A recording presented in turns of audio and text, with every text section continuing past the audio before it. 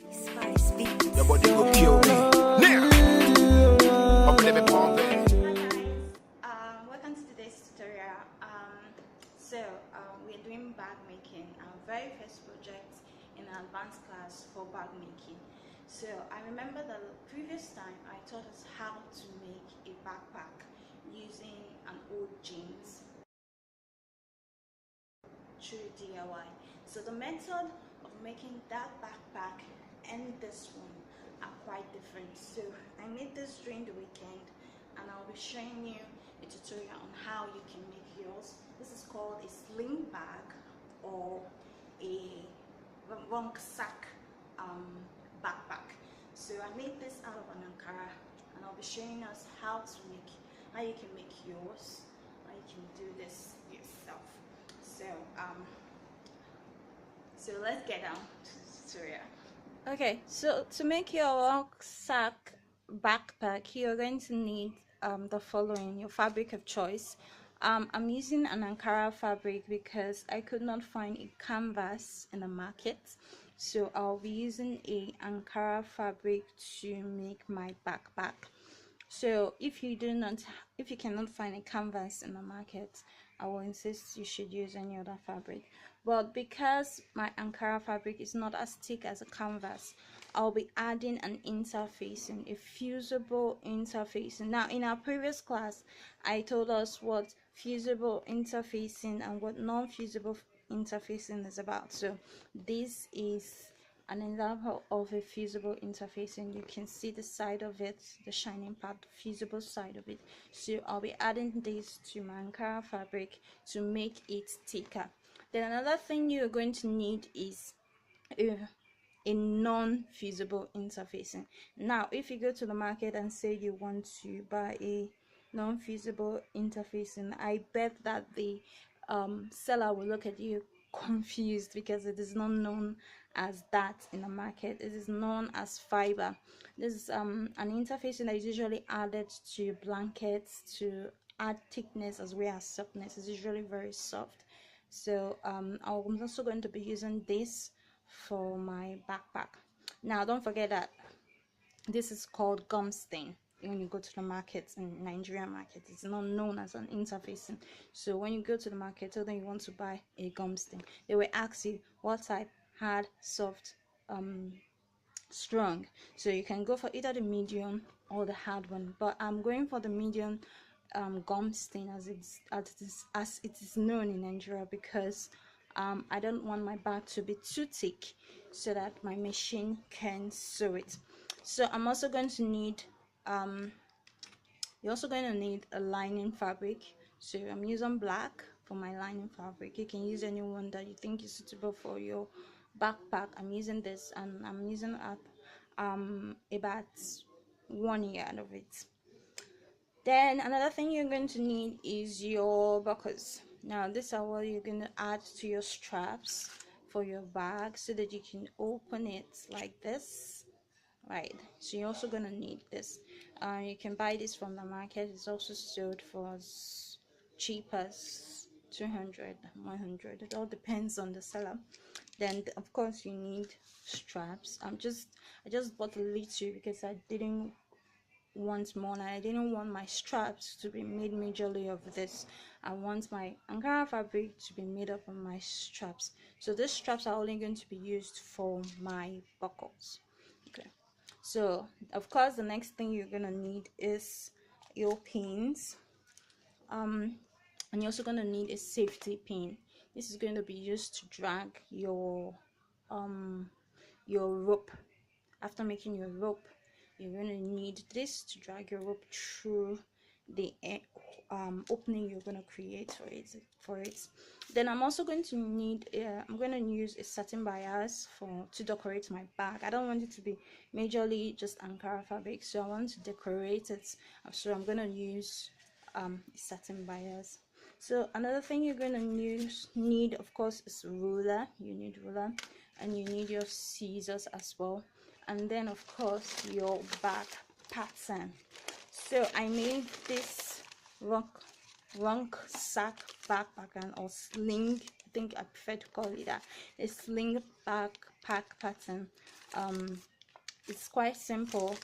This is the handle of the bag, and it's 9 inches long and 2 inches, oh sorry, 9 inches wide and 2 inches long. Then this is the pattern for the front pocket. It is 6.3 inches wide and 8 inches long. This is also this is for the front pocket cover. This is where I'm gonna place over my pocket like this to cover it like a sling, right? Okay, so this is 3.3 inches long wide and 4 inches, not this 0, I was trying to cancel what was there before, so 4 inches long. Then my top cover is 10 inches I hope you can see that, sorry, 10 inches wide and 6.7 inches long. Now we are going to need one piece of it as fabric and one piece of it as lining. This is why we have ×2 of it here.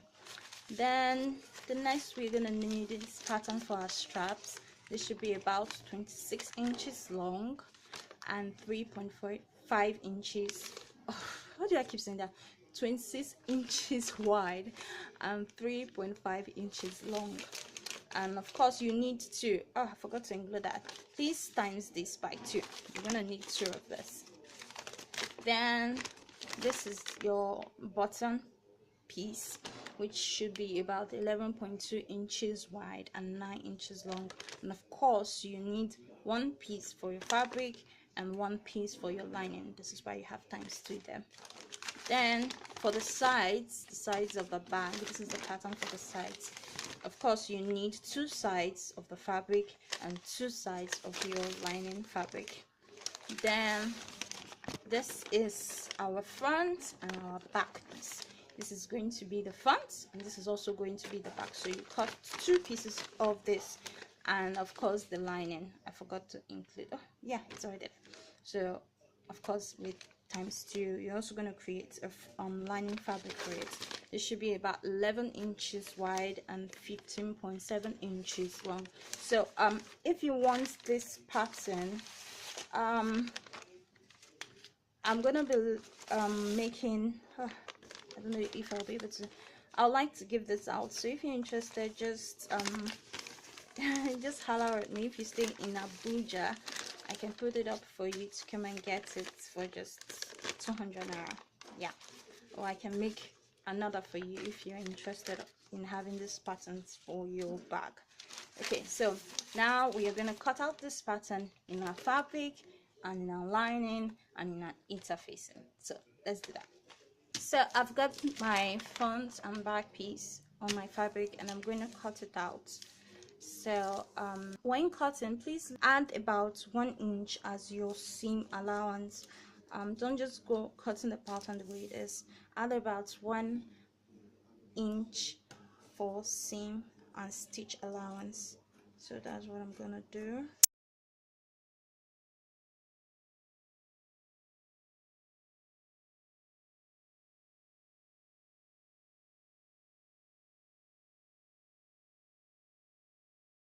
See that I have 2 pieces for my front and back, so one of them will be for my front and the other will be as my back piece. So the next thing I'm going to do is cut out my lining fabric, so let's go do that. So now this is my lining fabric. I'm going to place one of my pieces on it and cut. I'm going to place it on it, make sure all sides are equal. Then I'm gonna cut. Remember, we're also cutting our lining pieces twice as well, so we can have both for the front and the back. So I'm gonna go right ahead to cut it.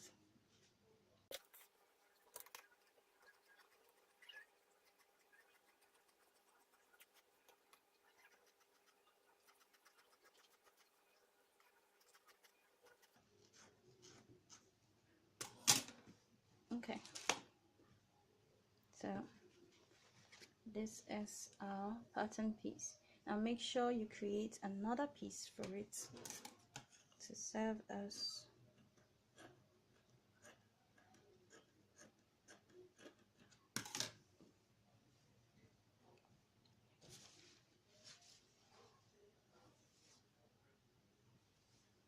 So you can see that I have two pieces for my front and back piece. So we are going to go on to cut out other pieces for other sides of the bag. So the next thing we are going to do is put our piece, our front and back, all our pieces on your interfacing, or like I said, our visible interfacing. This is the visible part of the interfacing. We are going to put our front piece on it, every piece besides the strap and the pockets, every other piece besides the strap and the pockets, and also the bottom, since the bottom already has an interfacing for it. So every other piece besides the bottom piece, besides the strap and besides the pockets, those every other piece we're going to put an interfacing and cut it out interfacing on it.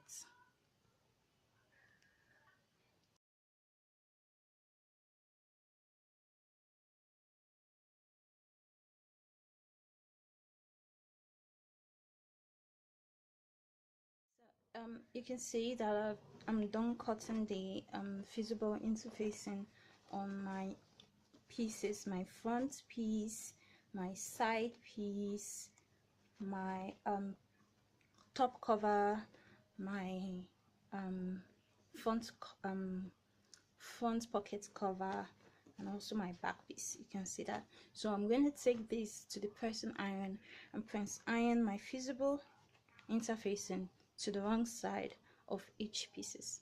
I'll be right back. So you can see that I finished attaching the visible interfacing to all the sides beside the bottom, the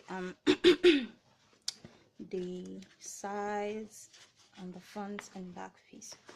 Okay, now so this is the bottom of my bag, and this is the wrong side. I've colored another sew-in interfacing or non-visible interfacing, because I want a situation that when I put my laptop inside my bag, this will serve as a cushion, right?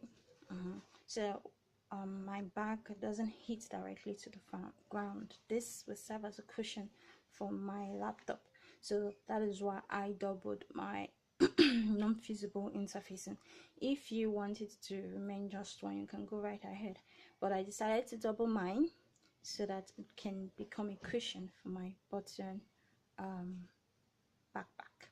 So now I'm going to sew this round, gonna stitch round this piece in order to attach this sew-in interfacing to the bottom of my backpack. So I'm gonna do that right now. Let's get to it. Okay, so now you can see that we are done stitching around the no sew-in interfacing. So the next thing we are gonna do, we're gonna take our side piece, which is here. We're going to sew this, then this wrong side up, then place our side piece. We're gonna stitch from here, from the top to the bottom. We're gonna try as much as possible to follow this stitch that we've already made. So we're gonna take this to the sewing machine and stitch, and we are going to do the same for the other side of the bottom. We're going to place this over here, the wrong side of the then we are going to stitch from top to bottom. So let's go to that. So you can see that we are done stitched the sides across. So the next thing we are going to do is we're going to take our front piece, any of the sides will serve as a front piece, and we're going to place it here. We're going to place it over as a with the right side facing each other. Place it at the front side of the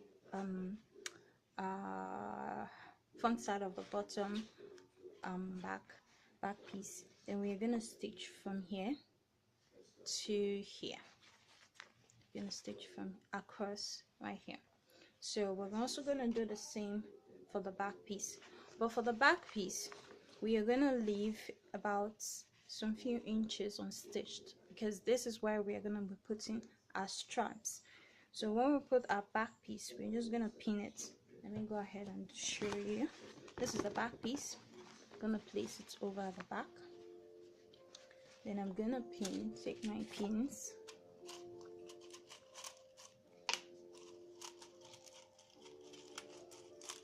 and I really need to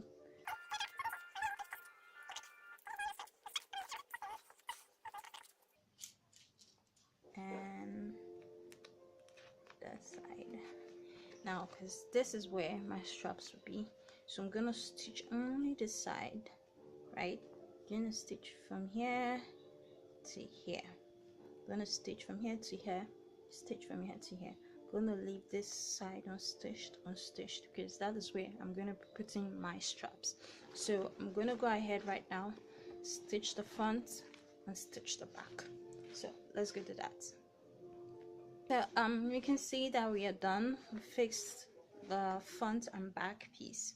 Then don't forget that we left this part unstitched, because this is where we're going to be putting our straps. So I'm going to take my pins off because they've served the purpose that I want. Wow, these pins are painful. So I'm going to put them back in my pin bank. So the next thing we are going to do is we are going to join the sides together. Now we've considered in joining the back, and so we're going to join the sides together. Going to stitch from top to bottom. We'll do the same here. Stitch, going to stitch from top to bottom, and we're going to do the same for the other sides until all four sides are stitched together. So let's go and do that. So you can see I finished joining the sides, the various sides, finished joining them. You see that, finished joining the four sides. So we're going to turn it inside out.